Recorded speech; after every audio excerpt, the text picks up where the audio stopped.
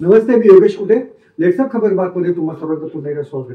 लोकसभेतील विरोधी पक्षनेते राहुल गांधी यांनी आज नवा धमाका केलेला आहे. निवडणूक आयोगाला थेट अंगावरती घेत पुन्हा एकदा नवा गौप्यस्फोट केलेला आहे.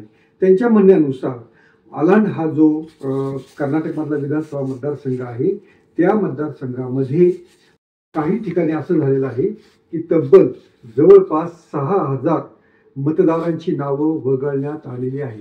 ही जी नावं वगळण्याची प्रक्रिया होती, ही प्रक्रिया हे एका सॉफ्टवेअरवर झालेली आहे. विशिष्ट यंत्रणा वापरून ती झालेली आहे. ज्याने ही नावं वगळण्यासाठी अर्ज दिलेला होता त्याला याबाबतची कल्पना नाही. ज्याची नावं वगळलेली आहेत त्याला सुद्धा याबाबत काहीच माहिती नाही. राहुल गांधींनी असं म्हटलेलं आहे की याबाबत कर्नाटकातील CIDनं गुन्हा देखील नोंदवलेला आहे. मात्र त्या गुन्ह्याचा तपास करण्यासाठी केंद्रीय निवडणूक आयोग पुरेशी मदत करत नाहीत. राहुल गांधी यांचं जे म्हणणं आहे की त्या म्हणण्यानुसार ही जी प्रक्रिया होती त्याच्या एका विशिष्ट IP नंबरवरनं विशिष्ट कॉम्प्युटरवरनं झालेली आहे आणि जोपर्यंत हे कॉम्प्युटर किंवा IP ॲड्रेसेस सापडत नाहीत तोपर्यंत हे प्रकार कोणी केलेले आहेत, कोणी ही नावं वगळलेली आहेत याचा तपास CIDला लागत नाही. गेले 15 महिने कर्नाटक CID याबाबत केंद्रीय निवडणूक आयोगाकडे वारंवार मागणी करत आहेत. मात्र त्याच्यावरती त्यांना कोणतंही उत्तर मिळत नाही. दुसरी गोष्ट, महाराष्ट्रातील राजुरा विधानसभा मतदारसंघातला देखील त्यांनी मुद्दा उपस्थित केलेला आहे. त्या मतदारसंघामध्ये तब्बल 6,800 अशी मतदारांची वाढ झालेली आहे. आता ही जी वाढ झालेली आहे ही देखील वाढ अशीच ॲब्रप्टली झालेली आहे.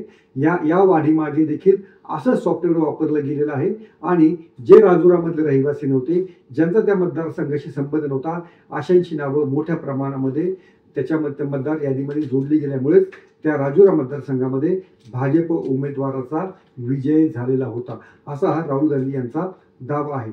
आता याच्यावरती निवडणूक आयोगाने जे उत्तर दिलेलं आहे त्यांचं म्हणणं असं आहे की अशा पद्धतीनं कोणी परस्पर अर्ज केला म्हणून, कोणी एखाद्याने कॉम्प्युटरवरती अर्ज केला म्हणून आम्ही ती नावं काढत नाहीत किंवा आम्ही ती नावं देखील जमा करून घेत नाही किंवा ती यादीमध्ये आम्ही ती जोडत नाहीत.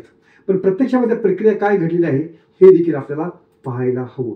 आता राहुल गांधी जो आरोप करतायत की कर्नाटकामधला, त्या कर्नाटकमध्ये असं घडलेलं आहे की एका ज्या मतदारानं अर्ज केलेला होता असं निवडणूक आयोग म्हणतो आहे किंवा तिथली स्थानिक यंत्रणा म्हणते आहे, त्याबाबतची कोणतीही शहानिशा निवडणूक आयोगाने केलेली होती का, हाच खरा तर प्रश्न आहे. कारण एखाद्याचं नाव जर वगळायचं असेल तर त्याचं नाव वगळायचं आहे, त्याला नोटीस देणं कायद्यानं बंधनकारक आहे.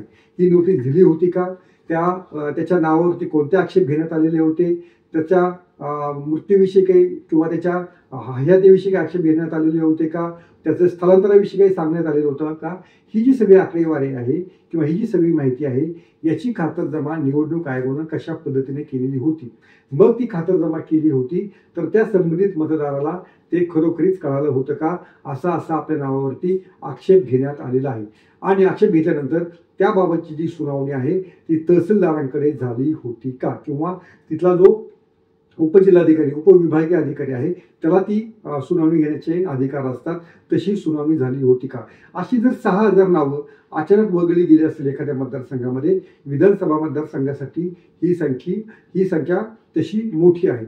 मग याबाबत तिथल्या BLOनं किंवा तिथल्या निवडणूक अधिकाऱ्यानं काय केलं होतं याची देखील माहिती कळायला हवी. मात्र याबाबत निवडणूक आयोग अद्यापही गप्पच आहे. निवडणूक आयोगाने एक ट्विट फक्त केलेलं आहे. त्यांचं निवडणूक आयोगाचं म्हणणं असं आहे की असं कोणी परस्पर केला म्हणून असं नाव उडवलं जात नाही. हे जर खरं असेल तर निवडणूक आयोगानं राहुल गांधी यांच्या जे आरोप केले आहेत किंवा तिथल्या CIDनं जे पुरावे मागितले आहेत ते पुरावे देण्यामध्ये कोणत्या अडचणी आहेत हे देखील सांगितलं पाहिजे. तरच या प्रकाराचा दूध का दूध पाणी का पाणी होऊ शकेल. कारण राहुल गांधी यांनी असं म्हटलेलं आहे की मी हायड्रोजन बॉम्बचा म्हणजे आणखीन मोठ्या हायड्रोजन बॉम्बचा मी स्फोट करणार आहे, म्हणजे आणखीन मोठमोठे खुलासे निवडणूक आयोगाच्या कार्यपद्धतीविषयी करणार आहे आणि हा अजिबात हायड्रोजन बॉम्ब नाही असं देखील त्यांनी म्हटलेलं आहे. म्हणजे राहुल गांधी यांच्याकडे काहीतरी निश्चित माहिती आलेली आहे आणि त्या आधारेच ते निवडणूक आयोगाला अंगावर घेत आहेत. त्यांचा प्रमुख जो मुद्दा आहे की मुख्य निवडणूक आयुक्त ज्ञानेश कुमार यांनी ज्या पद्धतीनं राहुल गांधी यांना त्यांना प्रतिज्ञापत्रावरती माहिती मागितलेली होती ती माहिती द्या, अन्यथा आयोगाची माफी मागा असं जे आव्हान दिलेलं होतं ते आव्हान राहुल गांधी यांनी नव्या आरोपांद्वारे पुन्हा फेटाळून लावलेलं आहे. निवडणूक आयोगाला खरोखर असे काही प्रश्न विचारावे लागतील की तुम्हाला ही जी आकडेवारी आहे किंवा हे जे IP ॲड्रेसेस आहेत ते देण्यामध्ये अडचण कोणती आहे. राजुरामधला जो प्रकार झाला आहे तो तर आणखी धक्कादायक प्रकार आहे, कारण त्या ठिकाणी काँग्रेसचे उमेदवार सुभाष धोटे अतिशय थोड्या फटकारानं पराभूत झालेले आहेत आणि त्या ठिकाणी जर 6,000 अशी संबंध नसलेली नावे जर जोडली गेली असतील तर सुभाष धोटे आजही त्या पद्धतीने दावा करतात की अशा निवडणूक आयोगाच्या मतदार नोंदणीमधल्या घोटाळ्यामुळे माझा पराभव झालेला आहे. अर्थात राजुरामधली आणखी एक गोष्ट आहे की राजुरामध्ये अशा प्रकारे मोठ्या प्रमाणात बोगस मतदारांची नावं नोंदवली जात आहेत. हा प्रकार या निवडणूक अधिकाऱ्याच्या लक्षात आलेला होता आणि त्यानेच हा गुन्हा नोंदवलेला होता.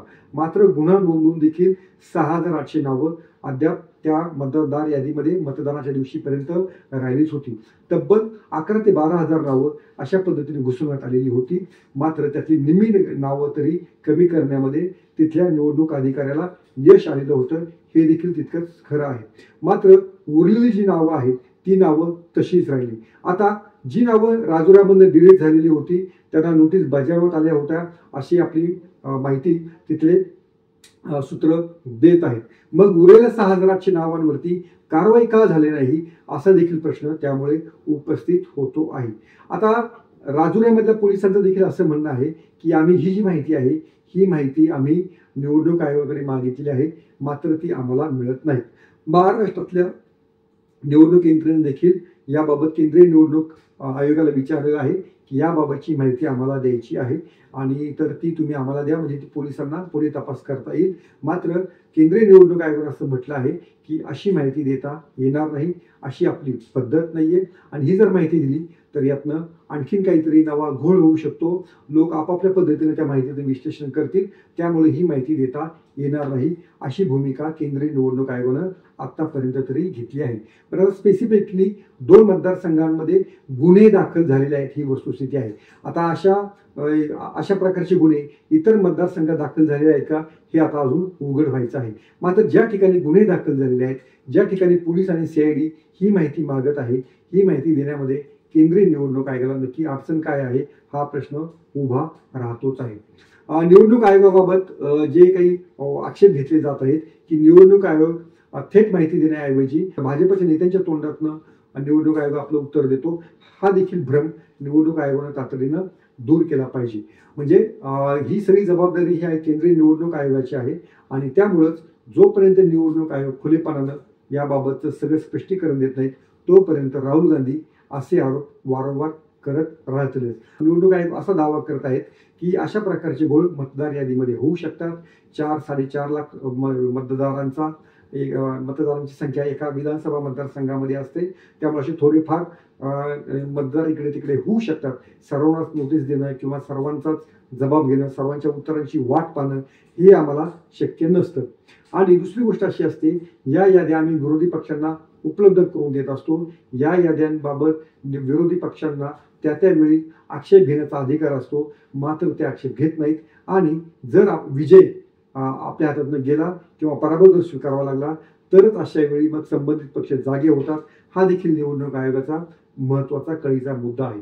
पण हे जरी असलं तरी आता आक्षेप उपस्थित झालेले आहेत आणि याबाबत केंद्रीय निवडणूक आयोगानं हे जे पोलिसांचं पत्र दाखल झालेलं आहे त्या पत्रावरती अधिकृतरित्या माहिती उपलब्ध करून देण्यासाठीची कार्यवाही केली पाहिजे, पुरावे समोर आणले पाहिजे, तरच निवडणूक आयोगावरचा विश्वास हा आणखीन वाढू शकेल.